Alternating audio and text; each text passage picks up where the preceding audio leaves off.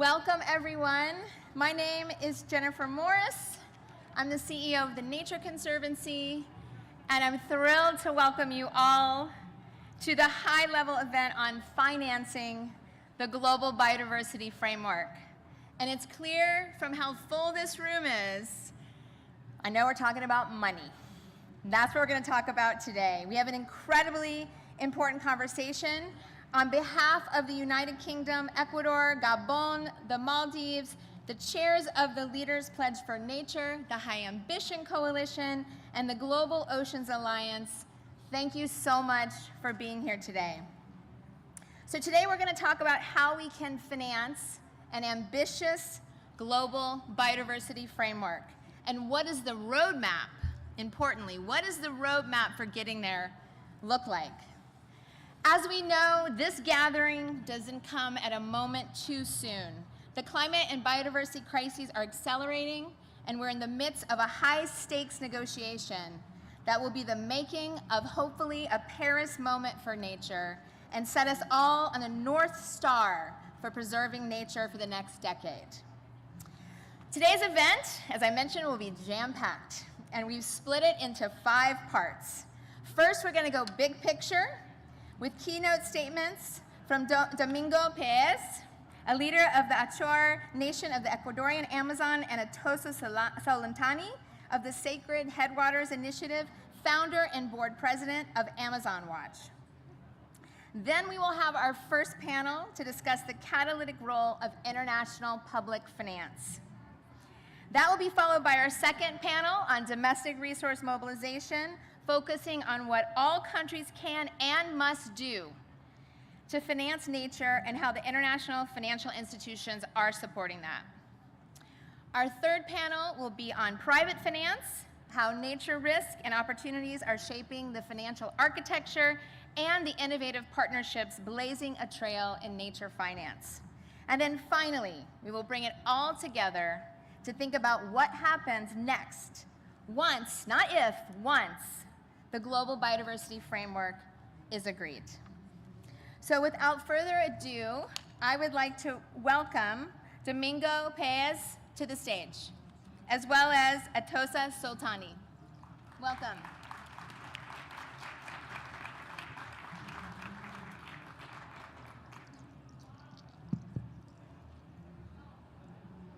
Muy buenas tardes, señores ministros y público presente.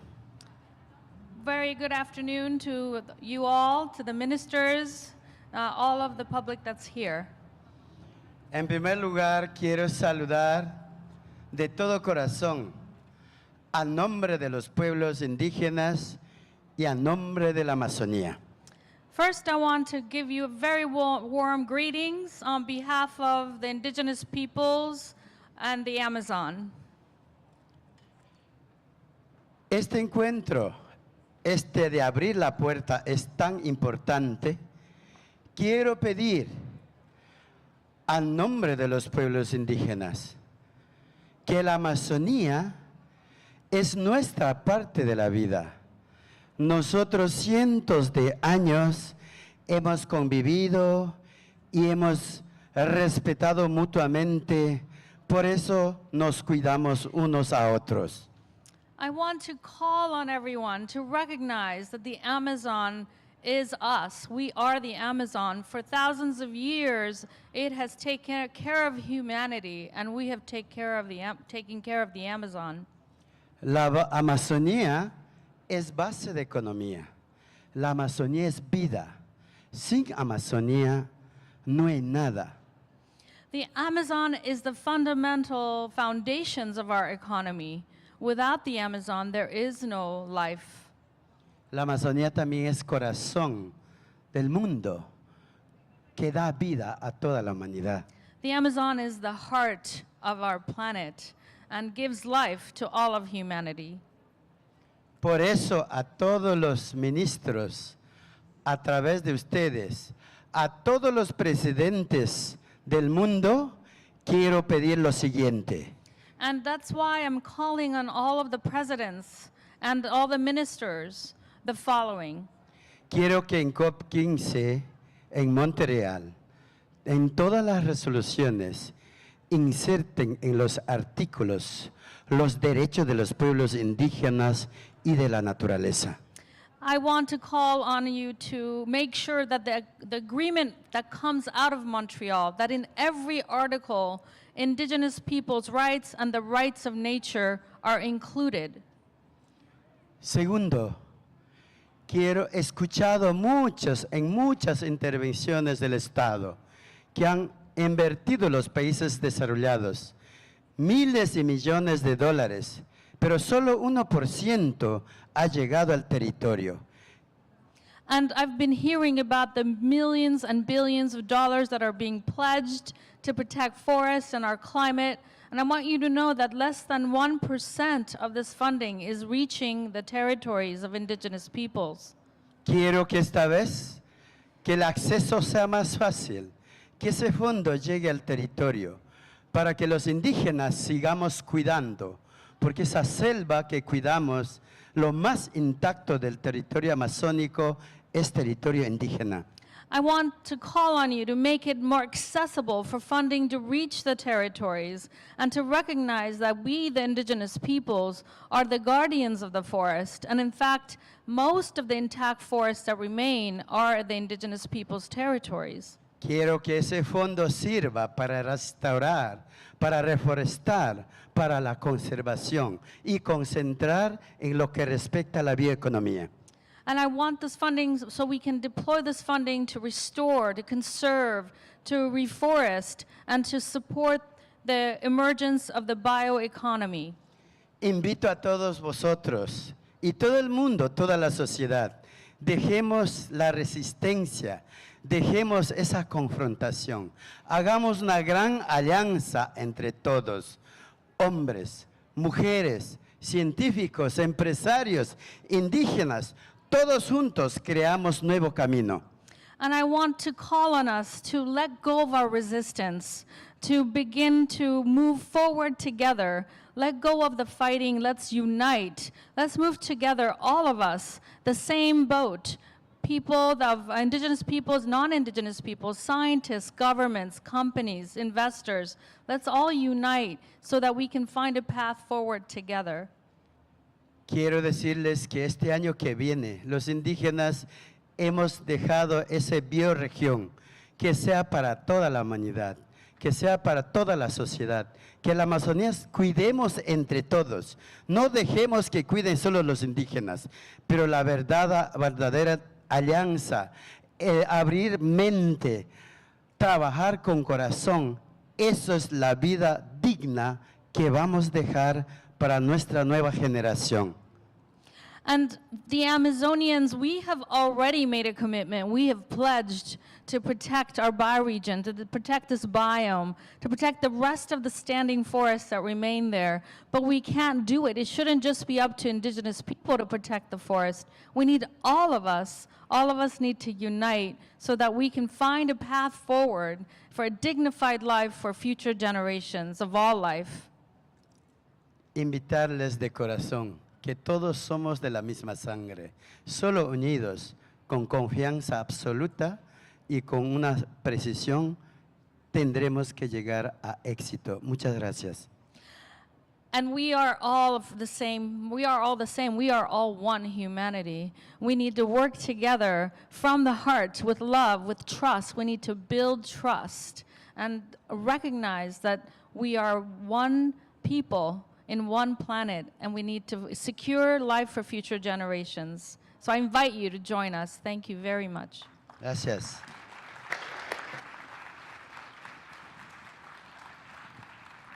Thank you so much.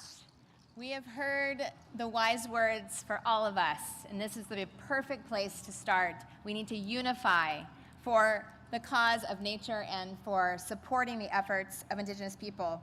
Speaking of uniting, the next person that I'm going to introduce needs little introduction here. Zach Lord Goldsmith, Minister of State for Overseas Territories, Commonwealth, Energy, Climate, and Environment, one of the longest titles ever for the United Kingdom, who has been absolutely instrumental to this process and many more. Zach, please join us.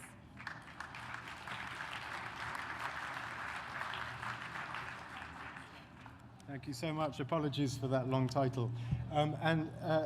Domingo, what an honor it is to follow you and those wise, inspiring words. Look, so much is riding on this CBD COP15. This is our chance to agree measures collectively, globally, that will put the world on a pathway to recovery this decade. And it is just not possible to exaggerate how important that is, because the stark truth is that today we continue to hurtle towards catastrophe, with ecosystems and species being grubbed out at a rate which the world cannot possibly sustain. And it should go without saying, although it does need saying, that as we destroy ecosystems, we destroy the free services that nature provides us, services on which each and every one of us depends.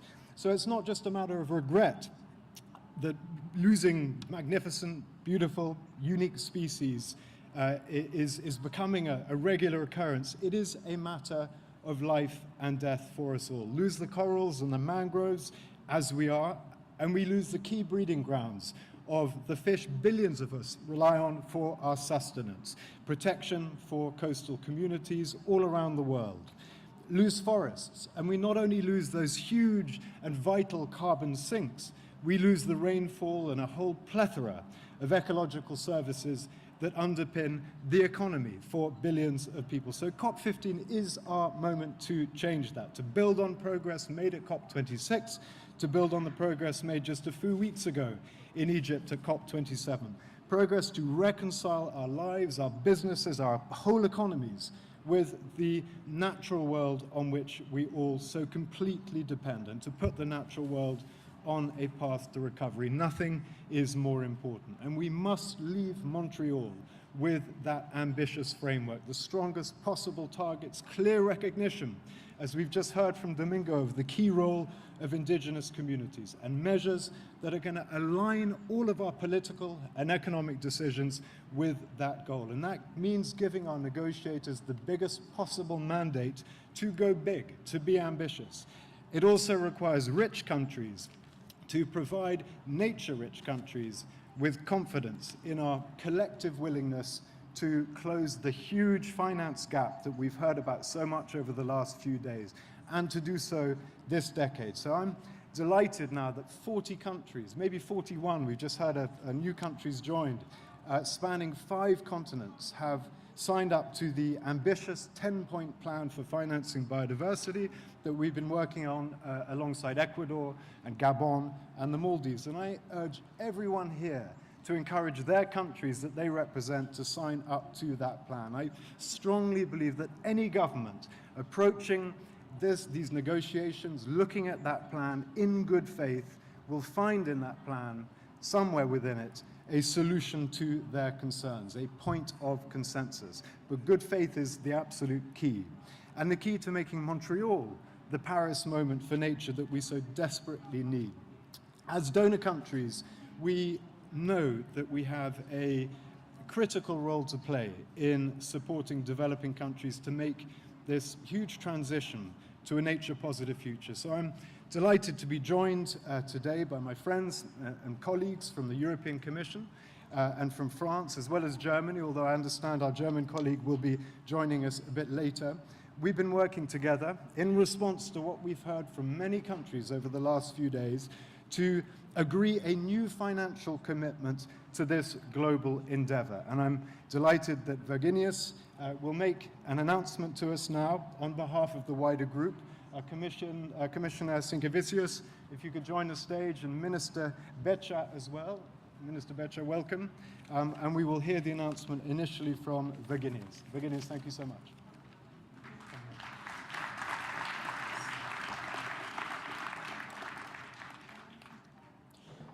Thank you very much, Zach, for your excellent introduction. Thank you very much for the excellent speeches. And of course, it's my big pleasure to be here with you.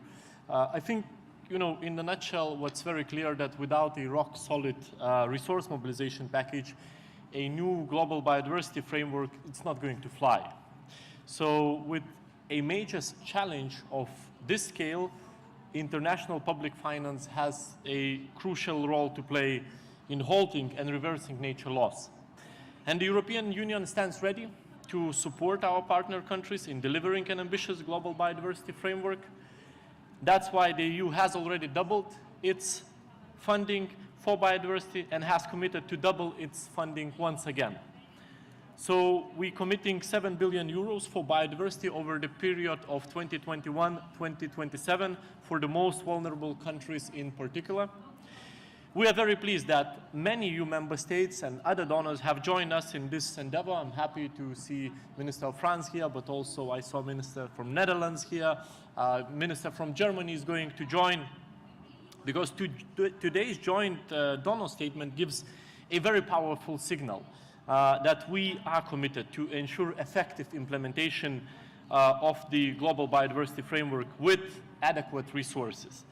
We invite all other countries that have the capacity to over time. And we're also increasing our impact by joining forces with member states through Team Europe initiatives and development banks to leverage additional funds through blending and guarantees. And that said, many of you have the 10-point plans on your table. So as the 10-point plan makes clear, international finance will not be sufficient to bridge the biodiversity funding gap. And that's why we also need partners to support capacity strengthening so that domestic resources can be better mobilized through programs like the Biodiversity Finance Initiative BioFin. And I'm confident that with this comprehensive approach, international public finance can be even more effective. Thank you very much.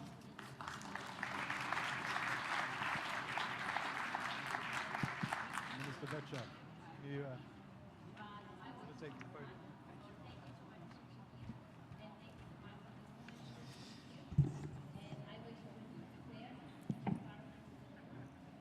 Dear ministers, delegates, friends, France is very proud to be part of the joint donor statement on international finance for biodiversity, as has just been announced. It is really a collective effort, and I would like to thank all countries that contributed.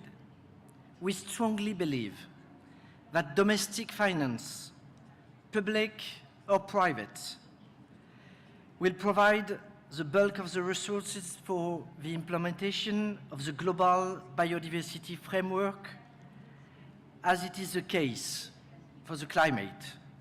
France and the EU are already taking bold steps to align their domestic finance. In France, we are investing 2.3 billion every year at the national level for biodiversity, to which we will add in 2023 a special fund of 2 billion for the ecological transition.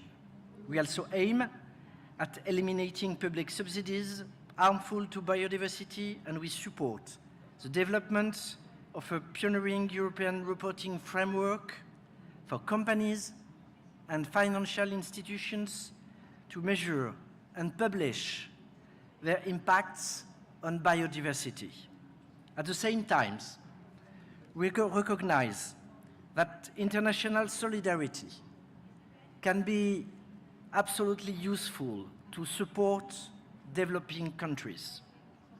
France was the first to make commitments in terms of international biodiversity finance.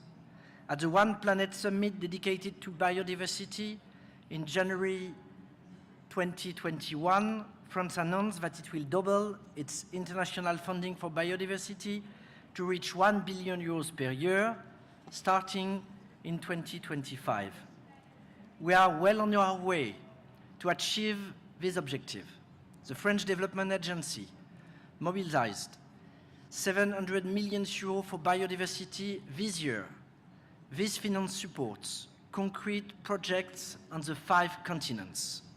France also contributed massively to the last replenishment of the Global Environment Facility with 300 million euros, 40% more than our previous contribution. This facility is the implementation mechanism of the Biodiversity Convention, and we are proud to support it. I am pleased to see that many countries joined us and made new pledges. I think it shows that we are ready to support developing countries in the implementation of an ambitious global biodiversity framework. But we need to go beyond bilateral development assistance and mobilize all international finance. The joint statement sends a very clear message, in particular to multilateral development banks. They have a really huge potential to increase their support for biodiversity. We call on them to redouble their efforts. They must adopt, as soon as possible, ambitious biodiversity plans, set quantified targets for biodiversity, and align all their activities with the future GBF. As a shareholder, France has been at the forefront of this call. We very much hope that COP15 will push in the same direction, and I'm pleased to see that the banks are present here, and I commend their readiness to support the GBF. We also need to use our public finance in a clever way to leverage more private funds. This is what we are doing, for example, with the accelerator of the Great Green Wall for the Sahara and the Sahel that we launched with several African countries. It is mobilizing $19 billion to promote sustainable agriculture in 11 countries, and it has a dual effect on climate and on biodiversity. The joint statement also makes very clear that we want to improve access to international finance and support developing countries in mobilizing domestic finance.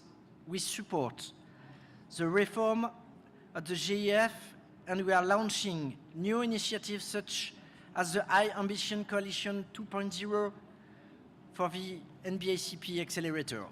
France is convinced that the Global Biodiversity Framework seeks an ambitious and realistic finance package. Its implementation will greatly depend on the resources we will be able to mobilize collectively.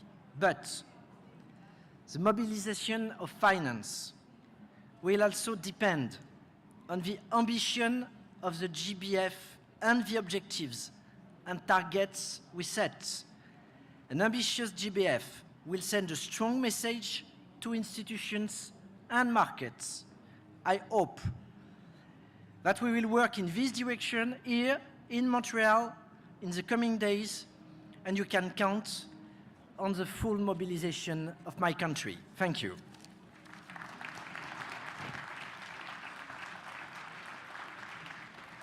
Thank you so much to both of you. And I think we're going to hear now from Monica Medina is over here. Monica, do you have a mic? I'm hoping you do. I do. I do, Assistant Lord Secretary of Goldsmith. I do have a mic, and thank you for recognizing us. The United States is really pleased to be here. As a non-member of this convention, we are very much a member of the community of this planet that cares about the 30 by 30 framework. We have made this commitment domestically, and we have made this commitment as well globally. We are here to talk about the importance of the framework, but also the finance that stands behind it and that will make it possible. The United States is engaged globally and at home to support efforts to conserve, protect, restore, and connect nature, leading to healthy ecosystems, healthy people, and healthy economies. Earlier this year, we doubled our pledge to the Global Environmental Facility to the tune of $600.8 million over the next 4 years. So that's our largest GEF pledge ever, with a huge percentage of it tagged to go to nature and biodiversity. We also this year increased our global funding for biodiversity in our development budget to $385 million just this year alone, which was an $80 million increase over the previous year. The Biden administration has in every year increased its spending on biodiversity internationally. This is complemented by our own domestic efforts. We know that conservation is key to safe and healthy economies and our ecosystems, and it's built into who we are as Americans. We have something called the America the Beautiful Challenge, in which we have created a $1 billion public-private partnership to do the very same thing at home. We are going to make our 30 by 30 pledge. We're almost there in the ocean, and we will make it on land because we are so committed to conservation. So we are very pleased to be here. Thank you, Lord Goldsmith, for recognizing me to talk about the work that we're doing and the money that we're spending to put behind this Global Biodiversity Framework. And we hope other countries will do the same. Other donor countries who are in a position to give will give generously. Thank you so much, Monica, and thank you for your leadership. We're going to hear now from Minister Ono, who I'm afraid I can't see. Minister Ono, welcome. Thank you very much, Zach, and thank you very much for your invitation to this very important event. Japan sees that the resource mobilization is one of the key to the success of ambitious global biodiversity framework to be agreed at this COP15. Japan has already pledged 71.4 billion yen to the GEF-8 and 1.8 billion yen to the second phase of the Japan Biodiversity Fund, which made it one of the largest contributors of GEF. Furthermore, I'm happy to announce that Japan is now part of the, the joint donor statement as well as 10-point plan. And also, the Minister for the Environment Japan, on behalf of the Japanese government, is now pledging at the plenary session in his national statement 117 billion yen for biodiversity over fiscal year 2023 to 2025. And I do hope that others will join our, the commitment and make a very good impact to the negotiation of the Global Environment Biodiversity framework. Thank you very much. Thank you so much, Minister Ono. And in addition to those who we've heard from, I'd like to thank Australia, Canada, Germany, Netherlands, Norway, and Spain for being part of the joint donor statement. And if I could just end by making one point, and that is that we often hear these huge figures being bandied around. The nature gap, the finance gap, equating to something like $700 billion. And from the UK point of view, and a number of donors here, we believe that figure. We think the gap is somewhere in that region. It's not scientific. It's hard to nail it down to the tiniest detail, but it's a huge gap. And I think it is worth just acknowledging that total global aid today, for everything, not just nature and climate, but total global aid, is around $160 billion. So even if we quadrupled all global aid and put all of it into nature, we still wouldn't quite get there in terms of closing that gap. And the reason I say that is because direct public finance of the sort that we've just announced today is critically important for giving confidence, for showing goodwill, for leveraging other money into supporting this huge enterprise that we're all here to support, is turning the tide on nature destruction. But it's only ever going to be a part of the solution. And that's why this 10-point plan, which I hope some of you have been able to pick up on the way in, is so important. And I want to thank Asili White here from Gabon, and Gustavo Manrique from Ecuador, and our friends from the Maldives, who between them have put together this document. And it provides a landing ground, I think, which if it were to become the starting point of the discussion on how to fill that nature finance gap, maximizes the chance of us achieving consensus and reaching agreement. So I would encourage people to look at this plan, and if you haven't signed up to it as a country, please do sign up to it, because I think it makes a lot of sense. And as I said earlier, any country looking at this plan in good faith, wanting to find consensus, wanting to find solution, will find one here in this 10-point plan. So I thank those three countries for their leadership and the work they've done. I thank you all for being here today. Thank you to our donor countries and to our organizers.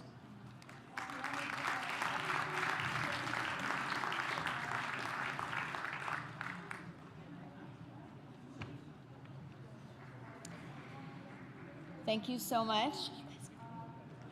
Really appreciate some incredible, incredible announcements. It's a down payment. This is quick start financing for biodiversity until 2025. Thank you so much to all the ministers of these critical, critical announcements. So now I would like to invite Minister Lee White from Gabon. We're going to start our next panel about building ambition for the Global Biodiversity Framework. I'd like to also welcome Minister Guibault of Canada to the stage, Secretary Loizaga of the Philippines. Are you here? Yes, great, come on up. Vice President of the Inter-American Development Bank, Benitez, are you here? Yes, fantastic. And Carlos Manuel Rodriguez, the CEO and Chairman of the Global Environment Facility. Please come up.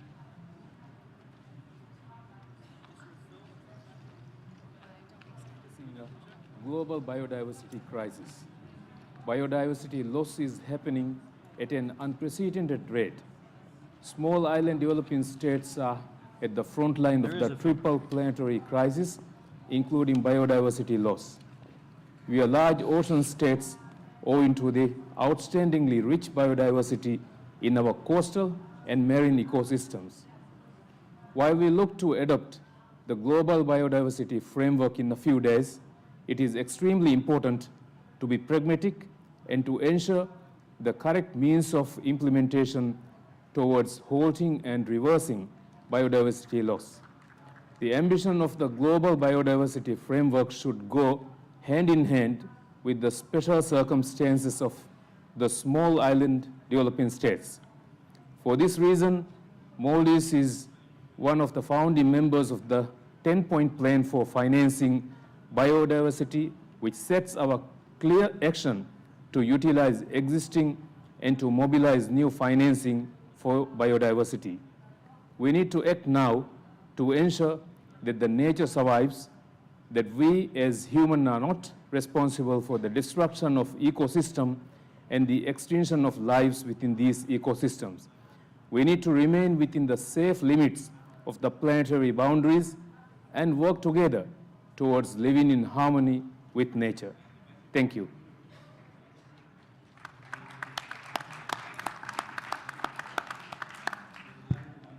Thank you for that.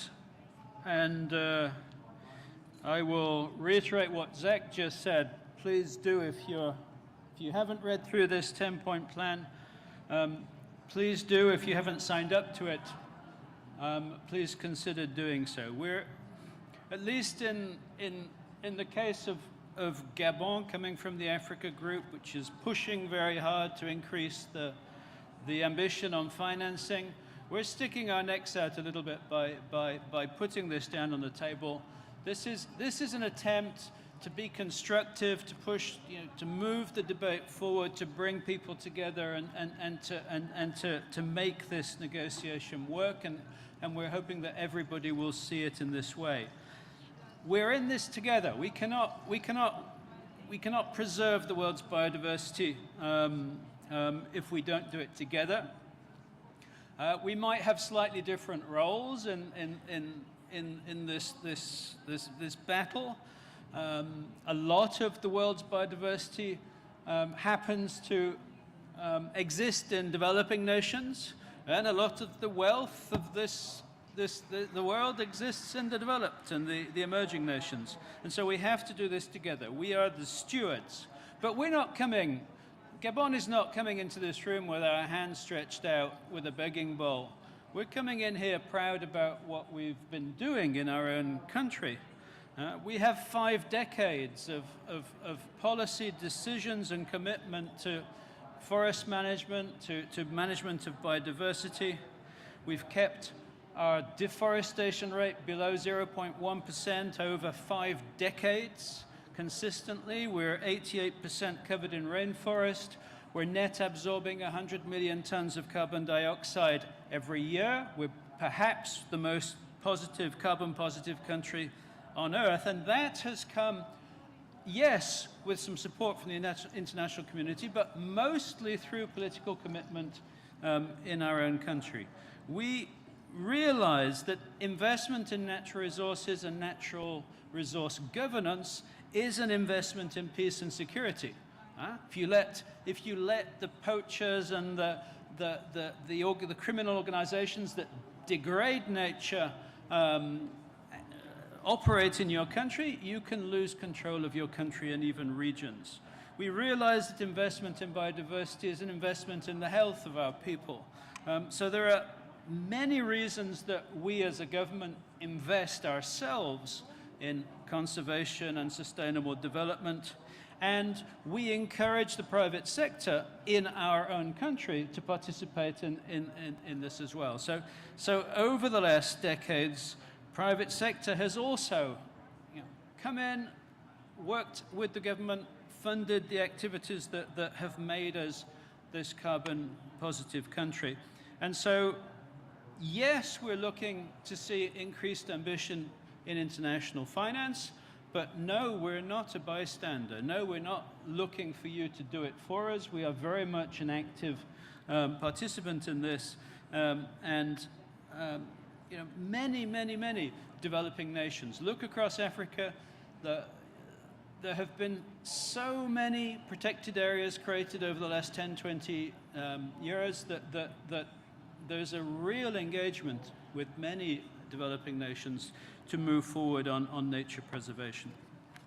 I'm going to pass the microphone across to our host here, to Stephen, to perhaps give the perspective of a developed nation and how you're funding your biodiversity priorities.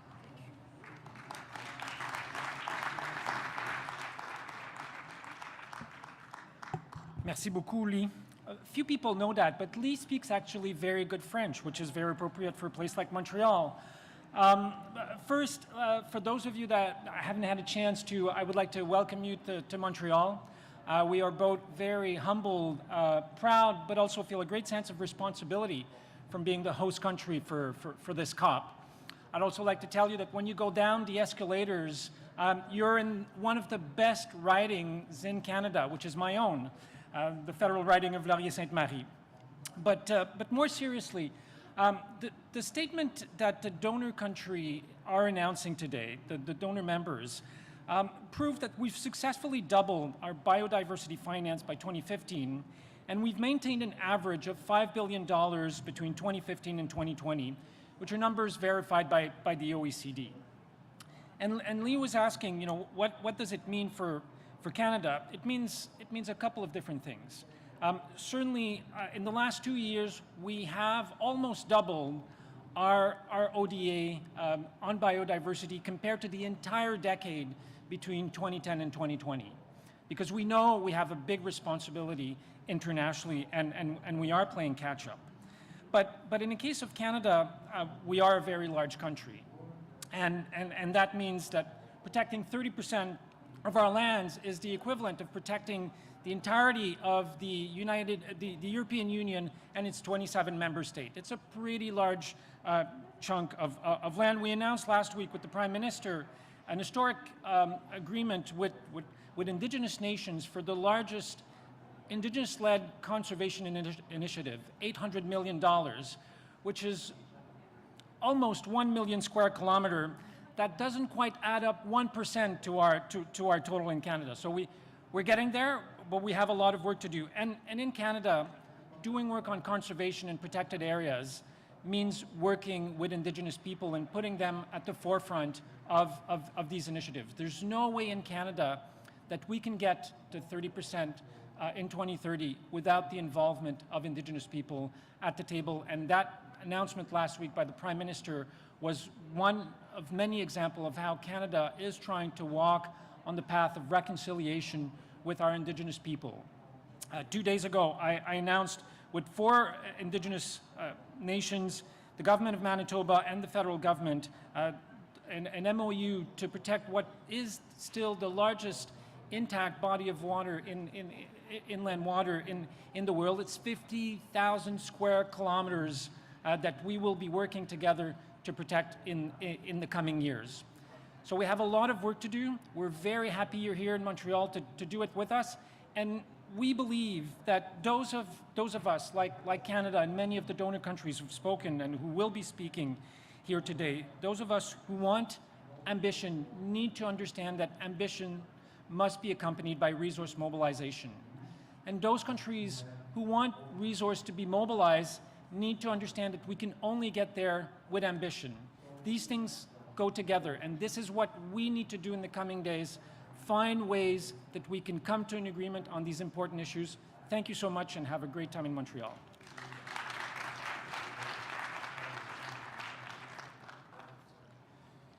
So next, Maria Antonia from the Philippines. We were just on a panel together describing how we're preserving our forests. You have an incredibly diverse country, very difficult to manage with the thousands of islands. You have very engaged indigenous communities.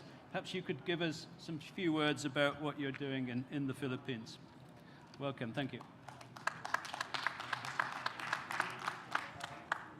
Thank you very much, and I'd like to thank the government of the United Kingdom for this kind invitation. I've been asked about how to prioritize and finance nature and why it's important to us, and so to speak to the question earlier, the Philippines is one of the world's mega diverse countries, and we are the host of the Center of Marine Biodiversity. Ours is an archipelagic country, as mentioned by Minister Lee White earlier, with one of the highest rates of endemism, both flora and fauna. Our cultures, livelihoods, our resilience in terms of a developing economy depends on the integrity of these ecosystems and the services they provide, which cover the basic needs: air, water, food, but also energy and the materials we need for the construction of our homes and our infrastructure.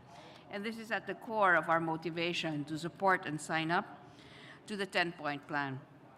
We've started our physical baselining through a natural resource geospatial database that is national, and that will be the basis for the natural capital accounting system of the country as the starting point of prioritization for investment and action. With country development partners such as UNDP, we've determined that the greatest needs are in the protection and restoration of our forests, and also the protection of our genetic resources, and the custodians of the lands and seas that host them are also most urgent. We do have a system that requires free, prior, and informed consent whenever the use or any development in traditional areas are involved, but more safeguards are indeed needed.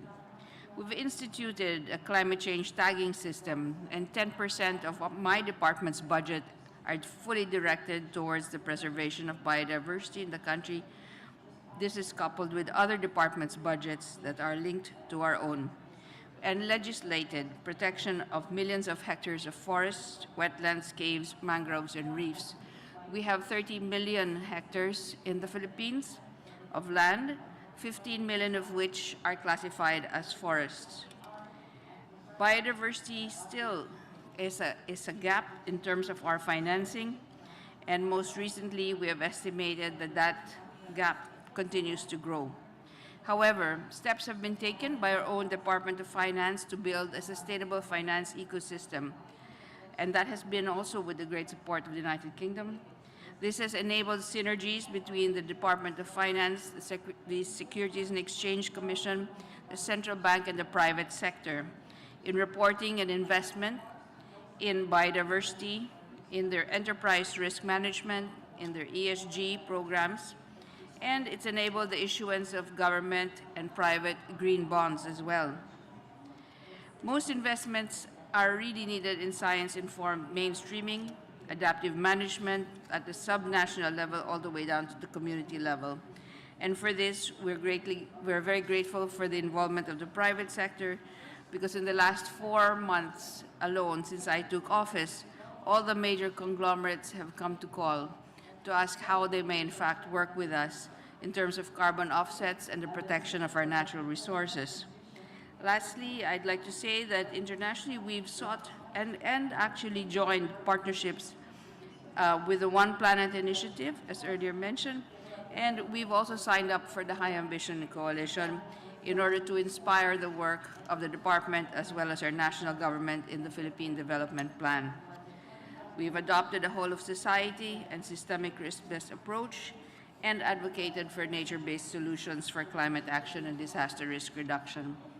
On this note, I hope that I have been able to explain our directions in the Philippines as a developing country, and we welcome all of you to our country to visit and share with us our journey towards biodiversity conservation and the protection of our natural resources. Thank you very much.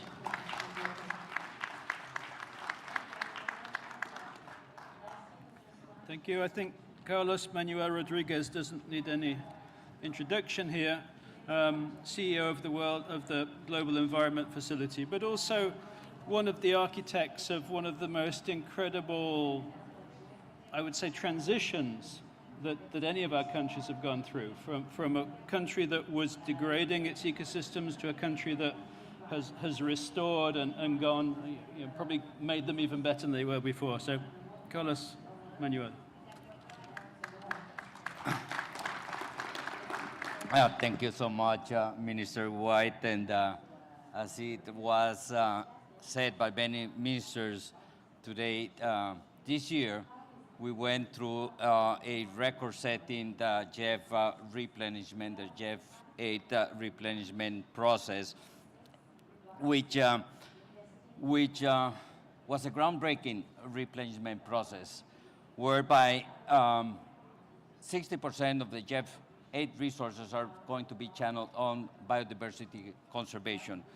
We've been able to respond to the call of the recipient countries with regards to their financial needs. The JEF 8 replenishment process responded directly to the financial needs assessment of this convention, and we've been able to allocate in between 46 to 56% of the JEF resources to biodiversity conservation in a more integrated manner and fashion than what we have done it previously. So the biodiversity strategy for JEF 8 received around $2 billion for the programming, being the largest allocation of biodiversity conservation in the history of JEF 7. In absolute terms, it reflects an increase of 50% in funding compared to the previous cycle of JEF 7, which was around $1.2 billion. So when the real markers are applied to all of the JEF projects, as much as 60% of the entire replenishment will be having a contribution directly to the objectives of conserving biodiversity, so the sustainable use of biodiversity and the management and benefit sharing of biodiversity conservation. Definitely, the JEF 8 replenishment will be the second best news for nature this year. And I say the second best news for nature this year because the most important relevant news for nature this year will be a very ambitious new biodiversity framework in this convention. Thank you so much.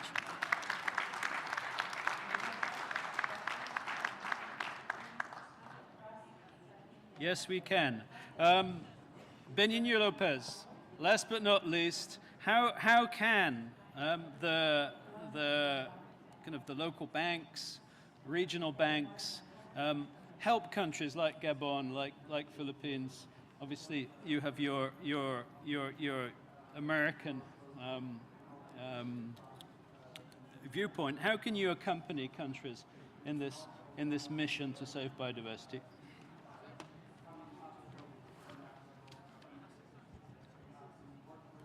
Good afternoon to everyone. Last year at COP26, the MDBs issued a joint statement on nature, people and planet. We did this because we understand very well just how inextricably linked nature, climate, and development are. They are deeply intertwined. You cannot tackle the climate crisis without thriving biodiversity and healthy ecosystem. And you cannot achieve either of those nature goals without pulling emissions down and returning us to a path consistent with the temperature goals of the Paris Agreement. Actions to halt the loss of biodiversity and fight climate change will also help us solve other crises. particularly the food crisis, and create opportunities to protect the natural assets that our people, economies, and planetary systems depend on. In our statement, we said we would further mainstream nature into our policies, into our analysis, our assessments, the advice we give, and the investment we make in 5 main areas. First, by showing MDB leadership on the subject. Second, by tackling the drivers of nature loss by fostering and making what we call nature positive investment. Third, by fostering synergies and approach to the national and regional levels. Four, by valuing and accounting the nature to properly guide decision making. And finally, through ensuring we have a robust tracking and reporting methodologies in place. As we work on this, we are aware of the challenges, that we need to shift from focus on projects to focus on more systemic impacts to transform our current food, infrastructure, and finance systems. That we need to improve our accounting methods to better clarify our exposure to nature-related risks and opportunities. Only when we measure things can we understand our influence on them. And that we need to create a new revenue streams to support nature-positive activities by developing natural markets. At the IDB, we are actively working on these issues, and we hear the call in the 10-point plan for financial biodiversity to increase the support for developing countries in implementing an ambitious global biodiversity framework. Achieving a nature-positive future will require countries and the financial sector to work together. That is why I'm pleased to say today that the IDB and the others in the MDBs are committed to supporting our countries and clients in implementing the GBF. At the IDB, to achieve this goal, we are institutionalizing the mainstreaming of biodiversity within our institution, and we will be the first MDB to implement an action plan for the integration of natural capital and biodiversity across our institution in 2023, after we integrate the results of COP15 negotiations. At IDB, we also seek to increase our nature-positive finance for Latin America and the Caribbean. We believe that by incorporating nature transversally across everything we do, we can leverage the power of our balance sheet to bring finance at scale. Our plan for mainstreaming aims at promoting the integration of biodiversity dimensions in country dialogues, integrating all dimensions of biodiversity, natural capital, and structural elements within IDB finance operations, generating country-specific knowledge, building capacity for effective biodiversity mainstreaming in both the bank and in countries, and promoting the mobilization of resources towards biodiversity natural capital in Latin America and the Caribbean. IDB will also continue to use its instrument and partnership to support nature-positive finance by using our existing financial instruments in new ways, including expanding the use of policy-based guarantees to support debt for nature swaps, as we recently did in Barbados, and by supporting new innovative finance mechanisms in the market with equity, debt, and risk capital. Finally, working with other MDBs, I'm pleased to say that in order to track our success, IDB will continue to lead efforts to develop a consensus definition of nature positive as part of the harmonized framework that each institution can apply in their own structural measuring finance with an associated taxonomy. We are also very happy to say that under the process led by the European Investment Bank, the NDBs has agreed to establish a biodiversity and nature working group, similar to the one we have on climate.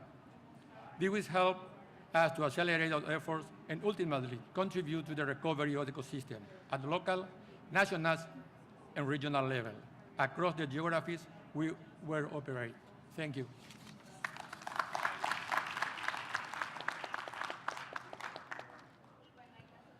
Thank you, everybody. Thank you, my panelists, and I will hand the floor back to Jen. Thank you so much, Minister White, and my esteemed panelists here. We know that public finance and domestic resource mobilization are critical, but so is private finance. And we're going to pivot now to our next panel on private finance, and I'd like to welcome to the stage Patty Arbor, the head of corporate governance with Aviva. Joining Patty, Patty's going to be chairing this panel, and joining Patty will be Saskia De Vries of the Network for Greening the Financial System, as well as the head of the Bank of the Netherlands, head of financial architecture to the Bank of the Netherlands. I'd also like to welcome Geraldine Vallejo, Sustainability Program Director at Caring. And finally, Andrew Steer, President and CEO of the Bezos Earth Fund.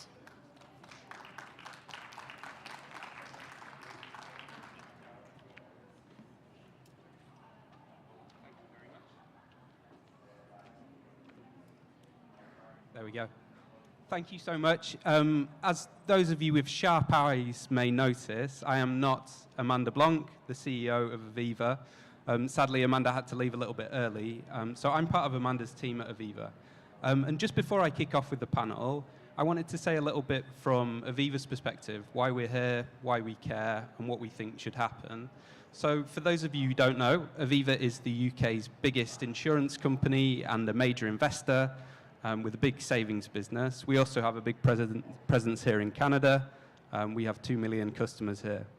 And for Aviva, in both of those key roles, as an insurer and as an investor, biodiversity is absolutely crucial to our business. So we know that as an investor, the sectors in which we invest prominently, agriculture, forestry, food services, are all going to be impacted by biodiversity. And then similarly, on the insurance side of the book, we know that the risk and the resilience in the economy are going to be hugely impacted by biodiversity and nature loss in the future. So to us, it's not just a matter of principle, although of course that is important, it's a matter of common business sense. And I think hopefully the presence of the business community and the private sector here in Montreal is beginning to show that we're recognizing that. And I hope that that's a message that's going to come across in the panel here. So in terms of what we'd like to see from the agreement, we want a clear global target that we can align to, and we want clear text on public and private finance aligning. That's going to unlock the finance in the same way as we saw Article 2(1)(c) unlock finance from the Paris Agreement. But what we need for that is coordination. And so to kick off, I wanted to hand over to the godfather of green finance, one of the greatest coordinators on climate finance, nature finance, and the financial system. That's Mr. Mark Carney. Sadly, he's not here in person. He was here yesterday, but he's done a video for us. So can I just hand over to Mark for a second on the video? The 10-point plan rightly emphasizes the synergies of being nature positive and of financing the mitigation of climate change, not least because of the deep interrelationship between climate and nature. We can't limit warming to 1.5 degrees without halting and reversing deforestation. And limiting warming will help prevent an even greater acceleration in species loss. But the world has been locked for far too long in a vicious cycle where climate change is destroying nature, which in turn intensifies climate change. Vicious can be turned to virtuous, unlocking the financing needed to be nature positive. As the 10-point plan stresses, this will take all forms of finance, from official and bilateral flows, from the international to the domestic, and from the public to the private. In short, private finance will have a critical role in restoring our natural habitat. I very much hope your leadership encourages the actions necessary for it to fulfill that role. Thank you very much. Thanks very much. Always good to hear from Mark. Now, turning to our first panelist, so Saskia. Saskia is actually continuing some of the fine work that Mark set up in the Network for Greening the Financial System. Mark obviously made that important connection between climate change and financial stability, the risks and opportunities involved. And Saskia, I know that you and colleagues in the network have been carrying that on in looking at the connection between nature and the financial system. Can you explain a little bit what you've been doing? Yes, of course. Thank you so much. So I'm here today to provide a central banker's perspective. And the reason we've taken up nature as a topic with our community now as well is because nature-related risks, including biodiversity loss, can have significant macroeconomic implications. they pose. Is it on? Yeah. They pose significant risks to both individual financial institutions and also to financial stability. Now, we at the Dutch Central Bank were one of the first to conduct a study into the relationship between biodiversity loss and the financial sector. And we found that the financial sector is hugely exposed. We looked at the total assets of the Dutch financial sector and found that of those assets, 36%, no less, are highly dependent on one or more ecosystem services. In the Dutch context, that's about 500 billion. Now, after us, France followed, Banque de France, for example, Mexico, Malaysia. There were many studies since which showed similar staggering numbers. So surveying that evidence, this March this year, we published a report as the NGFS together with Inspire, which combines a lot of scientific knowledge.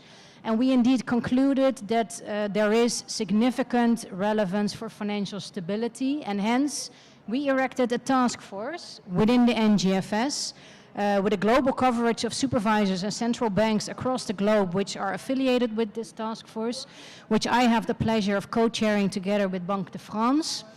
And the mission is to firmly embed nature in everything that we as central banks and supervisors do. Now, very concretely, that will lead to supervisory questions to institutions. The framework we're developing now will provide a common language for central banks and supervisors across the globe to think about these nature-related risks and to start taking action. Amongst others, we'll be working on scenarios to think, okay, what are the severe but plausible scenarios that could envelop, and what are the risks to the financial sector, and are those risks managed properly? Now, I believe that our work on understanding, quantifying, and eventually supervising these risks resulting from nature laws will nudge financial institutions to reconsider their investments and risk profile and hopefully improve in this respect. Now, what is necessary to make that a success? Of course, our efforts as central bankers, we're doing a lot of analytical work right now, but also it's very clear we need collaboration. We need to collaborate across disciplines. We as central bankers, but in general finance, cannot do this without collaborating with, for example, academia, experts in nature. We need better data and disclosure standards to create more transparency. And finally, of course, clear policy targets so that there is more clarity about the transition paths that we want financial institutions to converge on. I'll leave it at that. Thank you so much.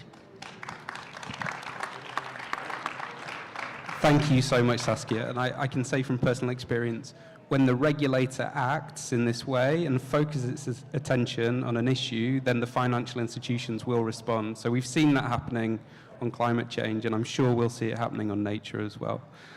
Andrew, turning to you, you have the rather enviable position of getting to spend $10 billion of Jeff Bezos's money to save the world. Now, that sounds like a lot, but you know, it's actually not a lot in order to save the world. But can you talk a little bit about what you think the role of philanthropy is in helping to solve this nature crisis? Indeed. Thank you, Paddy, very much indeed. You're right, it's a lot of money, but it's also not very much money compared to the need. And that's why this 10-point plan should give us a lot of encouragement. Philanthropy is one of the 10 points, but that's not the point. The point is we need all of them, and we don't only need them separately, we need them to interact with each other. Most philanthropic money is not leveraged. Most bilateral aid money is not leveraged. And unfortunately, if we keep not leveraging things, we're not going to achieve what we need to achieve. So the trick is to put the pieces of the jigsaw puzzle together in a way that they actually synergize and multiply each other. That's what we want to do. Now, in advance of the COP15 meeting, the Bezos Earth Fund got together with 10 other philanthropies, and we created something called the Protecting Our Planet Challenge. And we committed $5 billion to protect nature.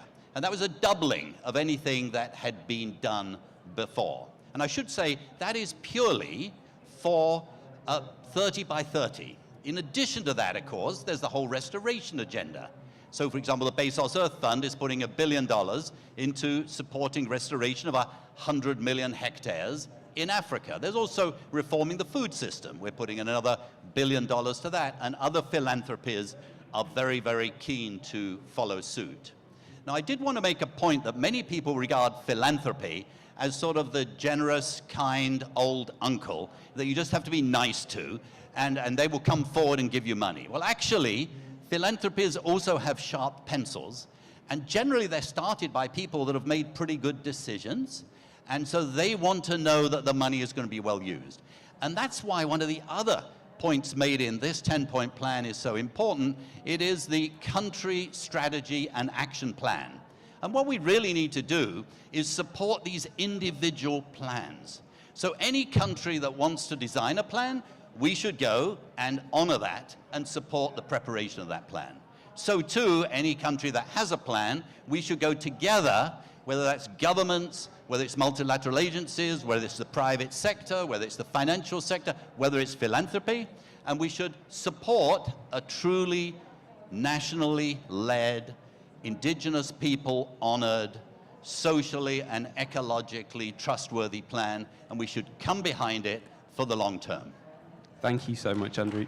I'm afraid I've just been told by the organisers we should wrap up this panel. So obviously we've got some sadly unwelcome guests. So I've been told to move us along, and I'm really sorry, Geraldine, you didn't get the opportunity to talk about everything that Kering is doing. But there are some important messages to see as well. So yeah. Oh well. that's Actually, understandable. okay. It looks like we're good. So apologies for the disruption, everyone. And apologies particularly, Geraldine, for throwing you off your stride. But I know Kering has been doing some fantastic work. You've launched something really exciting this week. Over to you. Yes, well, so I will go quickly, but to say that we are here at COP15 to announce a new innovative financing mechanism for nature-based solution, the Climate Fund for Nature, which is a 300 million euro fund for, and with already 140 million allocated. As Kering, because as Kering, we are an international luxury group, we have a decade of history of valuing nature. So really, that's our, when we invest in nature, it's about investing in the resiliency of our business. It's about investing in our supply chains. So the message here is very simple, is that corporates are ready to invest in nature, and I'm calling on others to join us in the Climate Fund for Nature. That's absolutely fantastic. Thank you so much. And my wife will be very envious to know that I was on a panel with someone from Kering, because I looked up some of the fashion houses that you're responsible for, and it's fantastic. Okay, so I think we're going to have two very quick interventions from the floor. So first of all, I'd like to turn to Minister Christiane, and apologies if I get your name wrong, Van der Vaart. Christiane. Thank you. Thank you. Well, the Netherlands has gained relevant experience and insights for the alignment of the private sector. And I suggest the following three key actions. The first is take a whole government approach. This including ministries of agriculture, infrastructure and energy, engaging with the ministries of finance and leveraging the role of supervisors. I also want to mention how pleased I am with the decision of my colleague, Minister Kaag, to include biodiversity in her work with the financial system. The second very impactful action is to support coalitions of private financial institutions. We are proud to be one of the founders of the Task Force on Nature-Related Disclosures and active supporters of the Partnership for Biodiversity Accounting Financials. We see these voluntary actions by coalitions as a powerful way to mainstream biodiversity in the financial sector. For a third action, we propose to develop blended finance facilities for biodiversity on a national level. The goal of these facilities is the mobilization of private finance with public funds, and these facilities should be focused on the goals and targets that will come out the GBF. I am furthermore pleased to take this opportunity to announce that the Netherlands, as a small but ambitious country, is ready to put forward a new commitment on biodiversity-relevant development finance.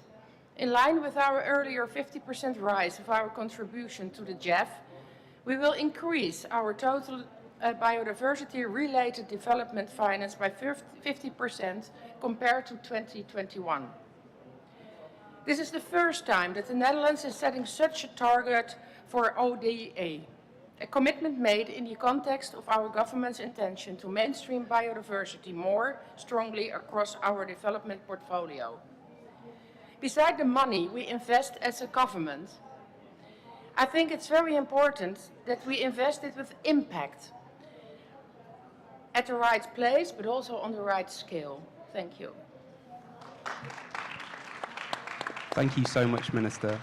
And finally, I'd like to turn to a good friend and a corporate partner of Aviva's, Tanya Steele, the CEO of WWF UK. Tanya. Paddy, thank you very much, and our esteemed panel. This week, science has sounded the alarm for nature. Over 2,500 academics from 100 countries around the world have called on leaders here in Montreal to raise ambition and break the deadlock by unlocking the new resources needed to deliver an ambitious mission to halt and reverse nature loss by 2030. COP15 must be a watershed moment where we finally recognise the importance of nature to our long-term prosperity and planetary survival. For too long, global finance has bankrolled the destruction of nature. This can and indeed should be reversed. This week, WWF and Aviva's new report finds that the investment needed to protect and restore nature lags far, far behind action to attract climate finance. Since the Paris Agreement in 2015, the rapid growth in efforts to align financial institutions with net zero shows that the right policies, with binding global and national goals and measurable targets, play a critical role in securing private financing. The first step on this roadmap to unlock finance for nature is an ambitious Global Biodiversity Framework, including a mission to halt and reverse nature loss by 2030, an apex goal for nature positive.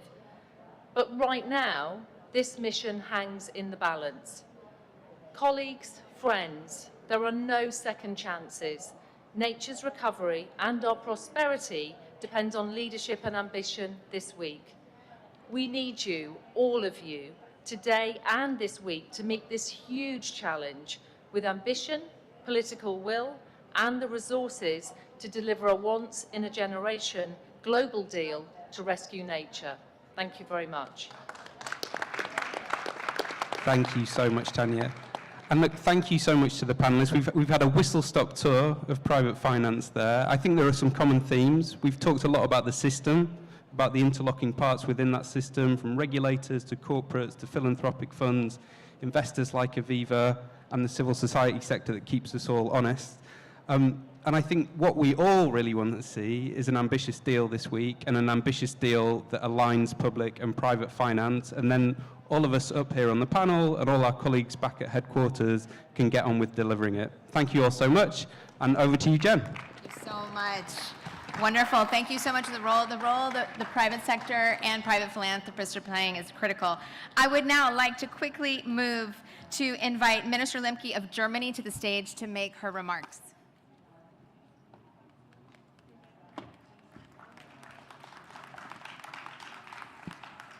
Colleagues, thank you for what, in my view, has been a very enriching discussion.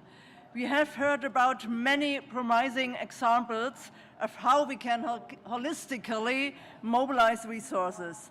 After Montreal, we need to accelerate and scale up these efforts across all pillars of the 10-point plan to ensure a successful implementation of the Global Biodiversity Framework. I was very pleased to see the joint statement be a substantial group of donor countries.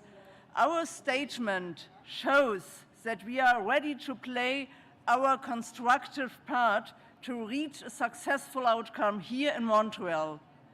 I would like to congratulate all countries that have come forward with pledges. As Germany, we will increase our international financing of biodiversity substantially.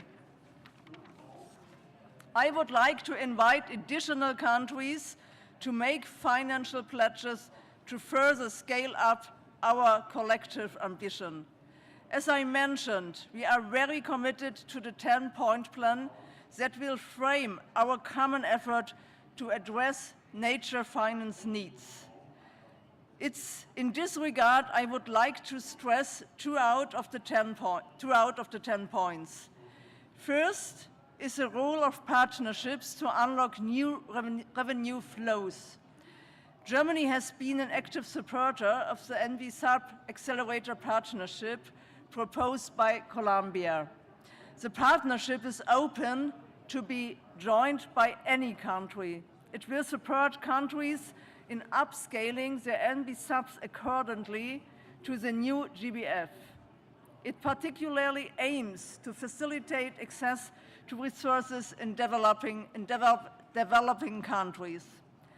Secondly, as an example for opportunities lying in mobilizing domestic resources, I would like to highlight the Biofin initiative. It has been successfully implemented in 40 countries, already showing the great capability of countries to use effectively their own resources for financing nature. UNDP and further partners are dedicated to continue working in many more countries to support them in developing their own biodiversity finance plan. Colleagues and friends, there are huge challenges ahead of us. I would like to urge us all to refrain from working from cup to cup. For conserving biodiversity, every day counts, and this applies also for mobilizing resources. Let us collectively work to this. Thank you so much for your attention.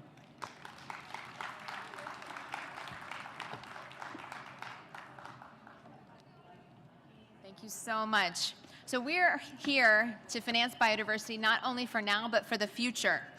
And to talk about the future, I want to introduce Nadia Christensen to the stage. This is all about helping the youth ensure that they have a better planet. Please, Nadia, she's the EU Youth Delegate to the UN.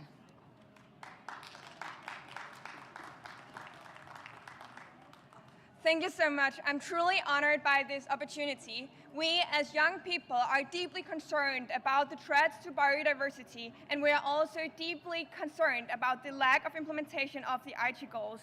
We need to ensure that the goals of this conference is getting implemented, and we need the parties to invest in biodiversity to ensure that we, as young people and future generations, are growing up in a future where we're living in harmony with nature.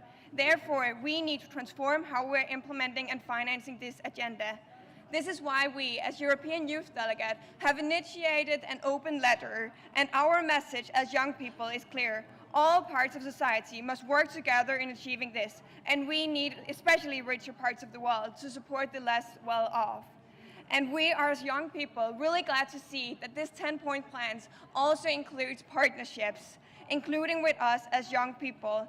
This is key to ensuring that a financial flow is not only sustainable, but also long-term. And to be honest, I will say that we can only talk about the long term if we as young people are included. Otherwise, you're promising that someone else in the future will pay the bill. It's also important that we recognize that this is an enormous and new task when it comes to mobilizing this many resources. Therefore, new perspectives are needed. And this is something that we have as young people. Therefore, I hope that we can utilize the power of collaboration across generations to ensure that this is not only going to be good intentions, but actually something that makes a real change in the real world for both us as people and the nature. Thank you so much.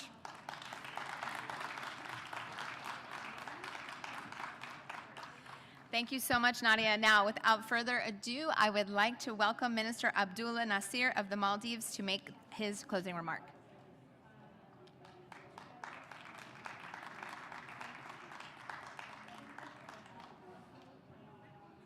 Thank you all. It gives me a great pleasure to give the joint closing remarks together with other countries. I wouldn't take much of your time, but I would just like to highlight some key points. First, I'd like to begin by thanking the EU youth delegate for her insightful remarks. Youth involvement in biodiversity conservation is necessary to ensure its success and work towards achieving intergenerational equity. Maldives, as you have seen, is one of the founding members of the 10-point plan, and we have believed in this and endorsed this plan, taking into account the urgent need to mobilize financial resources from all sources to achieve our ambitions for the post-2020 Global Biodiversity Framework. This plan is a comprehensive package deal, as you can see, which is also bringing forward financing for sustainable and nature-positive actions.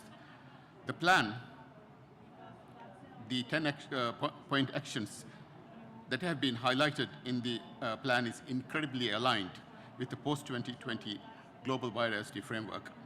This plan is for all countries, including countries such as the Maldives, a small island developing state, to ensure that we are able to access one of the critical means of implementation for the Global Biodiversity Framework, which will be adopted hopefully in the coming days. And we will have to start implementing and reporting on the progress within the next few years. While our actions in the plan are based on just, equitable, and a progressive transition to an economy that delivers benefits to all people, we also have the principle of fostering synergies in environmental finance, including climate change, biodiversity loss, desertification, and pollution. In addition to this, we are also promoting the greening of financial systems. In summary, the 10-point plan is a shared vision for financing biodiversity, and this is aimed for all countries, including developed and developing countries. We are very happy that the endorsers of the plan are growing, as we have heard, and we hope that the plan will bridge the gap between finance and biodiversity conservation. I thank all the countries who have joined us today, and we look forward to making this plan a reality with this shared vision. I thank you all.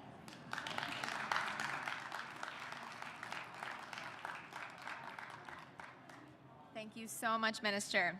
Now I'd like to invite Minister Gustavo Manrique of Ecuador to make his closing comments.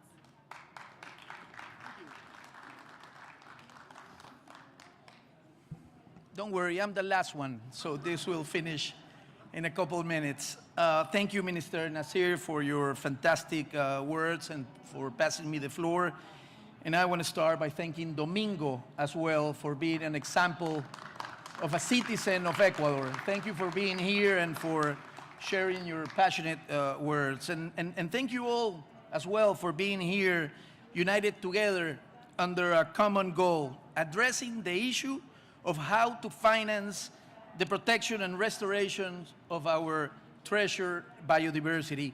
And I want to respond with the reciprocal way to those countries that start this meeting, such as United States, Japan, UK, France, European Union, Canada.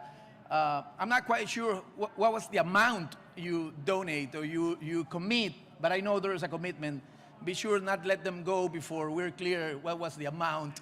But I wanna respond with a reciprocal way to you, and I think I put in my mouth some words of other Latin American countries.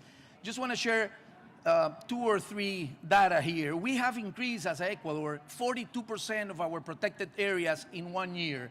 So the delta is 42%. And while I'm here, I signed this week a ministerial agreement that we have increased by 900% our fresh water protected areas. So that's a huge commitment as a country.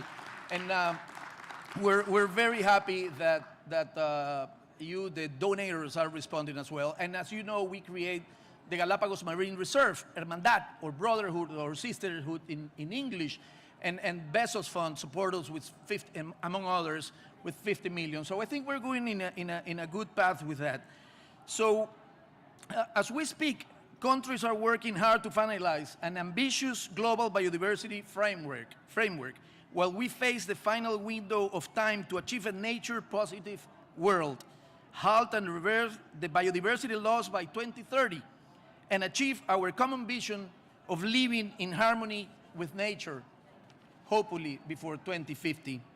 In the context of this urgent matter, Ecuador, Gabon, Maldives, and of course, United Kingdom committed to construct a strategic, concrete, and achievable framework that raised the ambition for the immediate need to bridge the biodiversity finance gap and building understanding and agreement to act during this decade.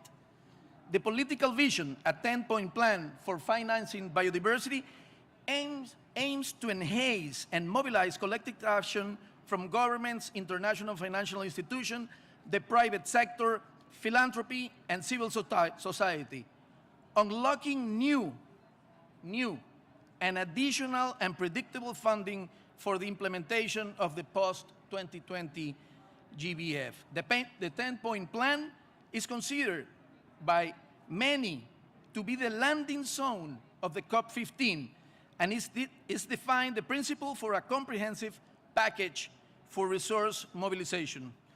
I am happy to announce, just as Zach said, that since we launched this in United Nations a couple months ago, the 10-point plan now counts with the support of nearly 40 countries from all continents.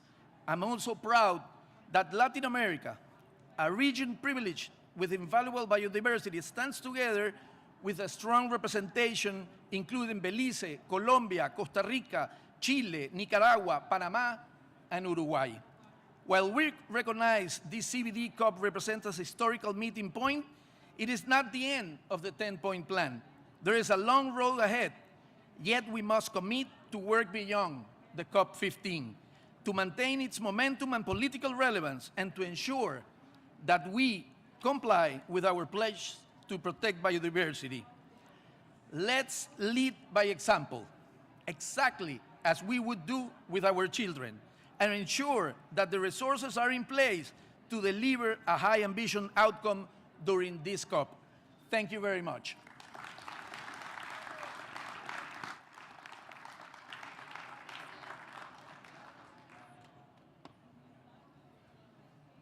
Thank you so much, Minister. So, for those of you that have missed this, the importance of bringing all these announcements together is critical. You heard the urgency from Domingo. You heard the call for the need for fast start financing now until 2025. And as we've heard today, we have some wind in our sails. We have, in case you missed it, new biodiversity funding from Japan, new funding from the Netherlands to the tune of an increase of 50% by 2025. New, in fact, double funding from Spain. And this is the first time the US has stated its consolidated path for biodiversity in a major public funding. This is a significant increase in funding for biodiversity that we should all be proud of. Thank you all for being here.